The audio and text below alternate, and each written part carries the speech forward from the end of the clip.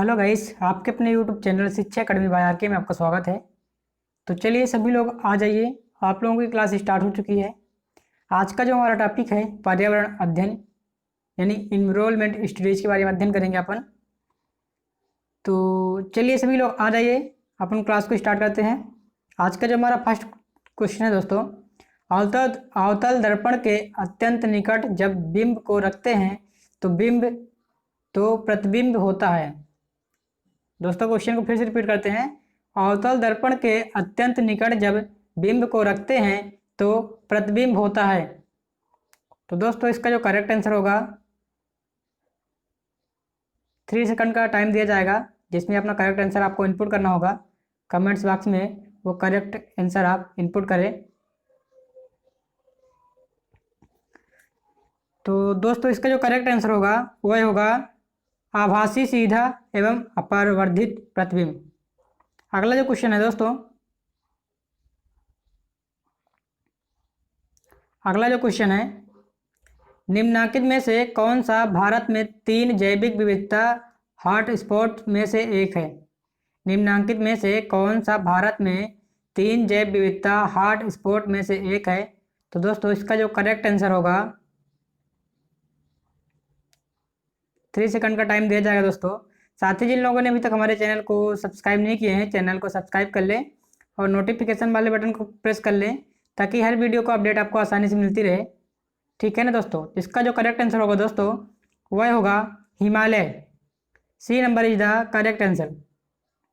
अगला जो क्वेश्चन है दोस्तों, राजस्थान का राज्य पशु कौन सा है।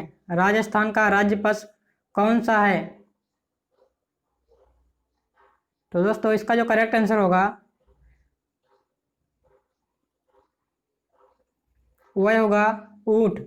राजस्थान का राज्य पशु कौन सा है, ऊंट है, क्योंकि राजस्थान के ज़्यादातर क्षेत्र में यानी रेत पाया जाता है, जो रेता जिसको बोलते हैं दोस्तों वह पाया जाता है, जिससे हम लोगों को चल पाना संभव नहीं होता। तो ऊंट के माध्यम से अपन ज़्यादा यातायात का उपयोग करते हैं, सामान लाने ले जाने में ऊंट का उपयोग करते हैं।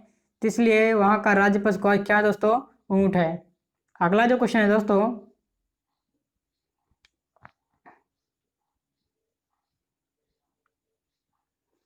निम्नलिखित में से कौन सा कथन सही है।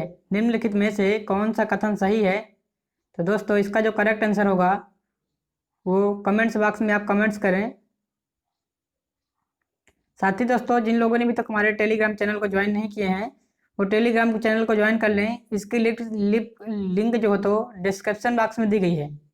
तो सभी लोग टेलीग्राम को ज्वाइन कर लें, उसमें हर रोज़ नई वीडियो की अपडेट मिलती रहेगी आपको। तो दोस्तों इसका जो करेक्ट आंसर होगा वह होगा समानांतर धातुएं तन्य होती हैं। C number is the correct answer. अगला जो क्वेश्चन है दोस्तों, वायु प्रदूषण का कौन सा स्रोत नहीं है। वायु प्रदूषण का कौन सा स्रोत नहीं है।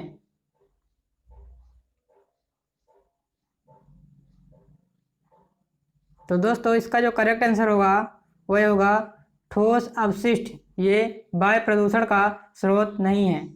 अगला जो क्वेश्चन है गाइस,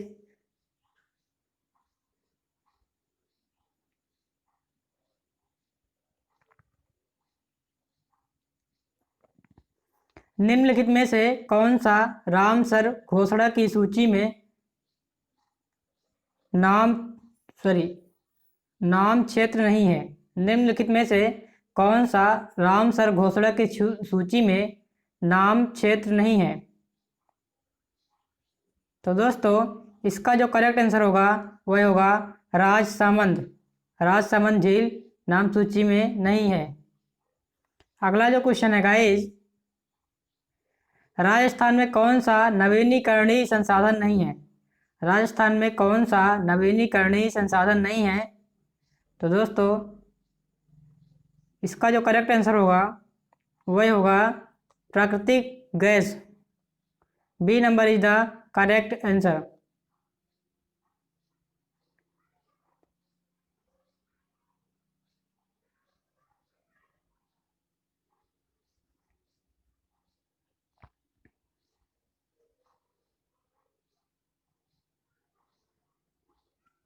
तो अगला जो क्वेश्चन है गाइस,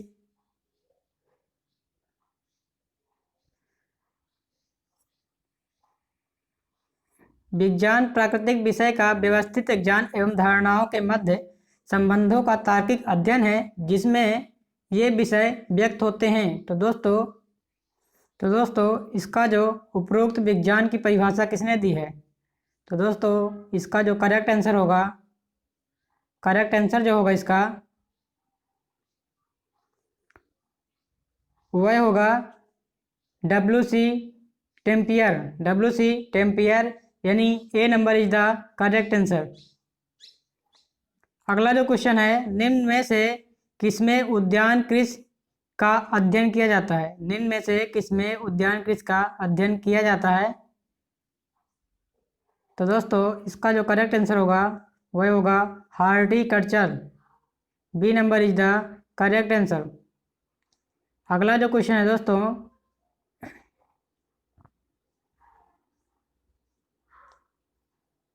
निम्नलिखित में से कौन सा प्राथमिक स्तर पर विज्ञान शिक्षण का वांछित उद्देश्य है? निम्नलिखित में से कौन सा प्राथमिक स्तर पर विज्ञान शिक्षण का वांछित उद्देश्य है? तो दोस्तों इसका जो करेक्ट आंसर होगा वह होगा उपरोक्त सभी, यानी D number is the correct answer.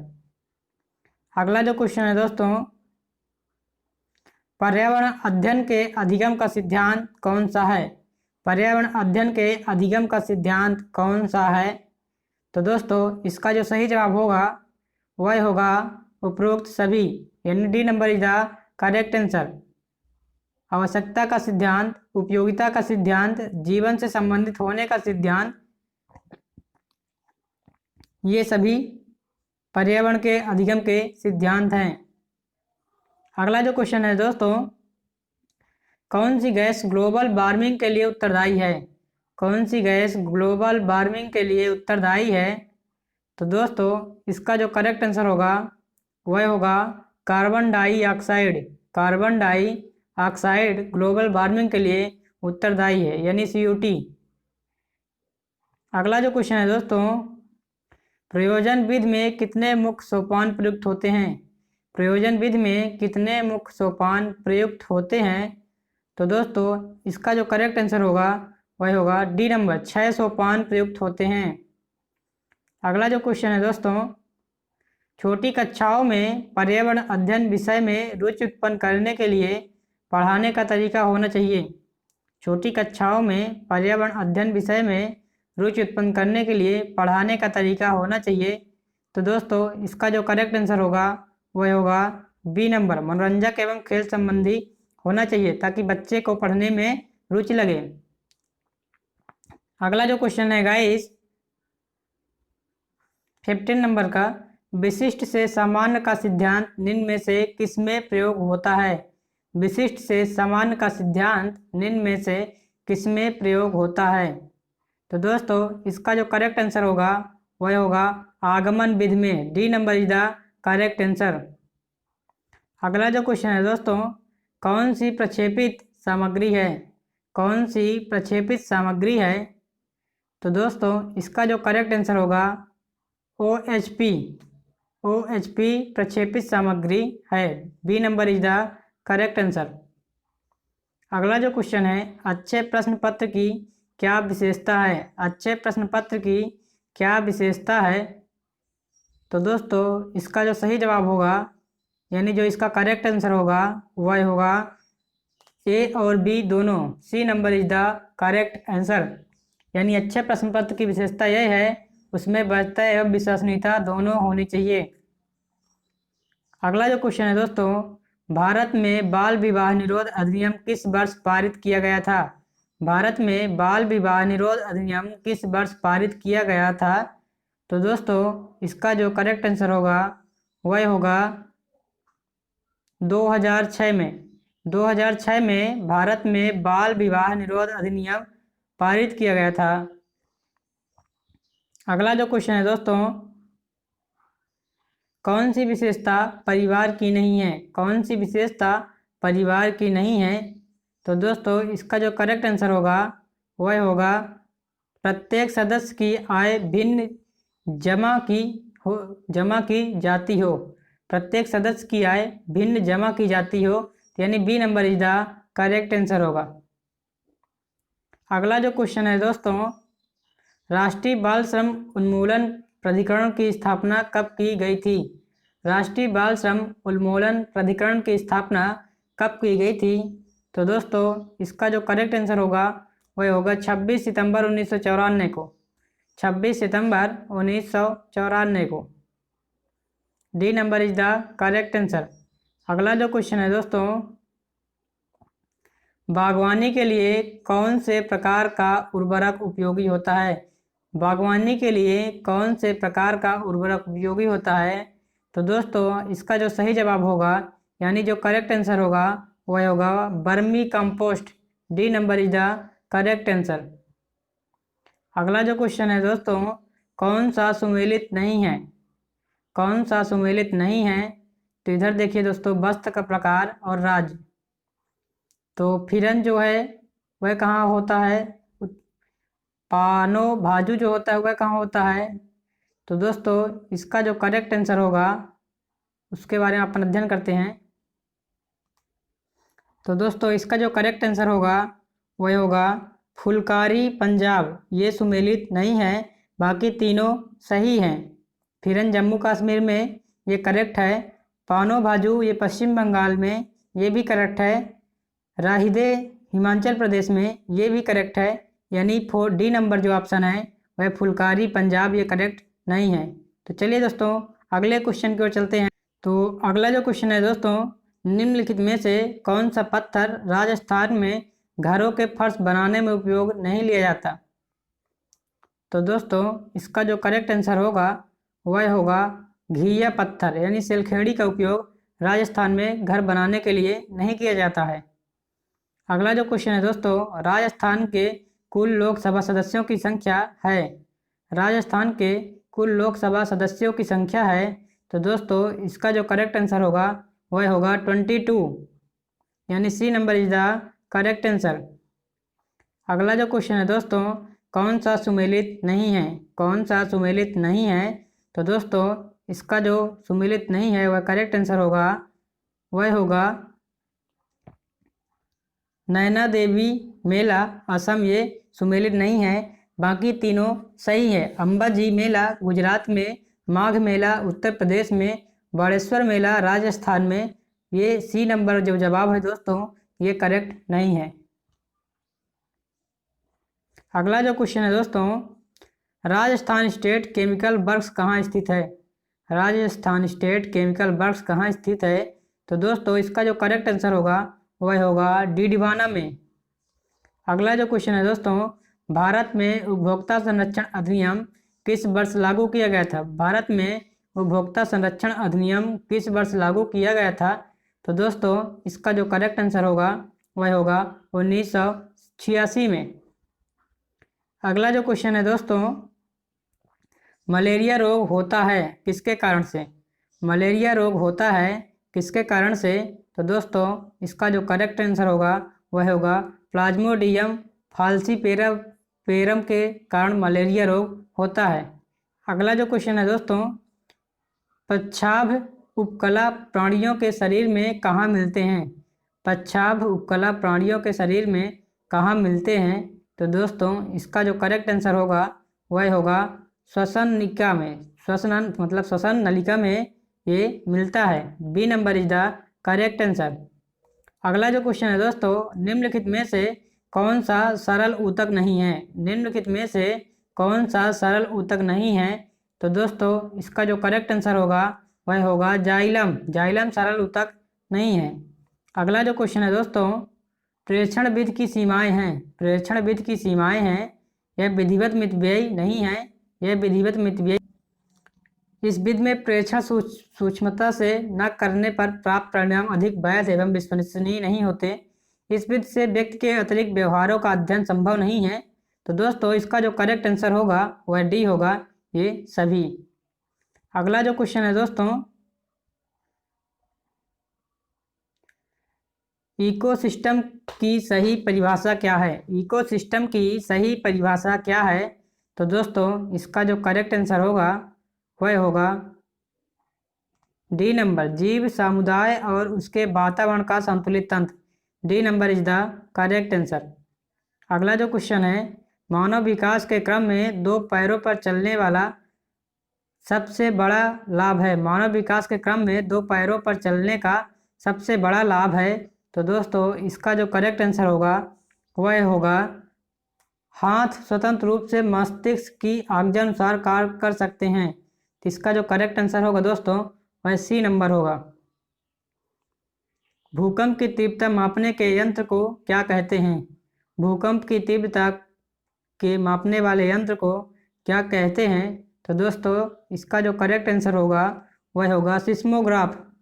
Seismograph भूकंप की तीव्रता को मापता है। अगला जो क्वेश्चन है दोस्तों, सूर्य से निकटतम ग्रह कौन सा है? सूर्य से निकटतम ग्रह कौन सा है? तो दोस्तों इसका जो करेक्ट आंसर होगा वह होगा बुध। बुध, शुक्र, पृथ्वी, मंगल ये सभी सूर्य के निकटतम ग्रह हैं क्रमानुसार। अगला जो क्वेश्चन है दोस्तों, गिर राष्ट्रीय पार्क किस राज्य में स्थित है? गिर राष्ट्रीय पार्क किस राज्य में स्थित है? तो दोस्तों इसका जो करेक्ट आंसर होगा वह गिर गुजरात में स्थित है। गिर कहाँ स्थित है? गुजरात में स्थित है। दोस्तों इसको ट्रिक के माध्यम से भी आप आसानी से पढ़ सकते हैं। गिर का मतलब होता है गुजरात। निरीक्षण विधि की विशेषता नहीं है। निरीक्षण विधि की विशेषता नहीं है। तो दोस्तों इसका जो करेक्ट आंसर होगा वह होगा यह एक बाल केंद्रित विधि है जिसमें शिक्षक एक प्रशासक के रूप में होता है। इसका जो करेक्ट आंसर होगा दोस्तों वह सी नंबर होगा। अगला जो क्वेश्चन है दोस्तों, पर्यावरण शिक्षा में समस्या समाधान विधि का गुण है। पर्यावरण शिक्षा में समस्या समाधान विधि का गुण है। तो दोस्तों इसका जो करेक्ट आंसर होगा वह होगा ये सभी लक्ष्य केंद्रित विधि, सृजनात्मक विधि, चयनात्मकता ये सभी। D number is the correct answer दोस्तों। अगला जो क्वेश्चन है दोस्तों, किसी परितंत्र में तत्वों का चक्रण कहलाता है। किसी परितंत्र में तत्वों का चक्रण कहलाता है। तो दोस्तों इसका जो करेक्ट आंसर होगा वह होगा जीव भू रासायनिक चक्र। जीव भू रासायनिक चक्र यानी बी नंबर, ए नंबर इसका करेक्ट आंसर होगा।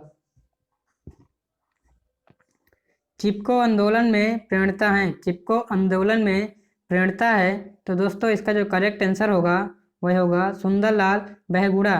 ये चिपको आंदोलन के प्रेरक हैं जो पेड़ से बहुत लगाव रखते थे। सुंदरलाल बहुगुणा पेड़ को काटने नहीं देते थे। अगला जो क्वेश्चन है दोस्तों, इंसुलिन की रासायनिक प्रकृति है। इंसुलिन की रासायनिक प्रकृति है। तो इसका दोस्तों करेक्ट जो आंसर होगा वह होगा प्रोटीन। अगला जो क्वेश्चन है दोस्तों, पौधों में अर्धसूत्री विभाजन होता है। पौधों में अर्धसूत्री विभाजन होता है। तो दोस्तों इसका जो करेक्ट आंसर होगा वह होगा परागकोश यानी D number is the correct answer. जैविक समुदाय में प्राथमिक उपभोक्ता है। जैविक समुदाय में प्राथमिक उपभोक्ता है। तो दोस्तों इसका जो सही जवाब होगा वह होगा शाकाहारी यानी C number is the correct answer. दोस्तों जिन लोगों ने अभी तक हमारे चैनल को सब्सक्राइब नहीं किए हैं वो चैनल को सब्सक्राइब कर लें और नोटिफिकेशन वाले बटन को प्रेस कर लें ताकि हर वीडियो का अपडेट आपको आसानी से मिलती रहे। साथ ही हमारे टेलीग्राम के चैनल को ज्वाइन करें। तो चलिए दोस्तों अगला जो क्वेश्चन है, ज्वार नियंत्रण में आमतौर पर सबसे अधिक प्रयोग की जाने वाली औषधि है। ज्वार नियंत्रण में आमतौर पर सबसे अधिक प्रयोग की जाने वाली औषधि है। तो दोस्तों इसका जो करेक्ट आंसर होगा पैरासीटामोल। अगला जो क्वेश्चन है दोस्तों, दही निर्माण हेतु कौन सा सूक्ष्मजीव उत्तरदायी है। दही निर्माण हेतु कौन सा सूक्ष्मजीव उत्तरदायी है। तो दोस्तों इसका जो करेक्ट आंसर होगा वह होगा लैक्टोबैसिलस। लैक्टोबैसिलस सूक्ष्म दही का निर्माण करता है। अगला जो क्वेश्चन है दोस्तों, मानव रुधिर वर्ग की खोज सर्वप्रथम किस वैज्ञानिक ने की। मानव रुधिर वर्ग की खोज सर्वप्रथम किस वैज्ञानिक ने की। तो दोस्तों इसका जो करेक्ट आंसर होगा वह होगा Landsteiner. Landsteiner is the correct answer. अगला जो क्वेश्चन है दोस्तों, प्याज आलू अदरक है। प्याज आलू अदरक है। तो दोस्तों इसका जो करेक्ट आंसर होगा वह तना है। प्याज आलू अदरक तना है। अगला जो क्वेश्चन है दोस्तों, एक कोश की सूक्ष्म जीव हैं, एक कोश की सूक्ष्म जीव हैं। तो दोस्तों इसका जो करेक्ट आंसर होगा वह होगा पैरामीशियम एक सूक्ष्म जीव है। C number is the correct answer.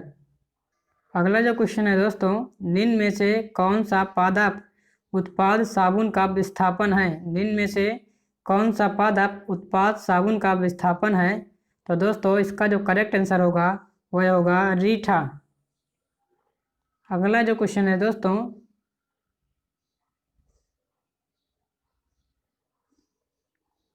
निम्नलिखित वाहिनी ईंधनों में से किसको आजकल पर्यावरण स्नेही माना जाता है?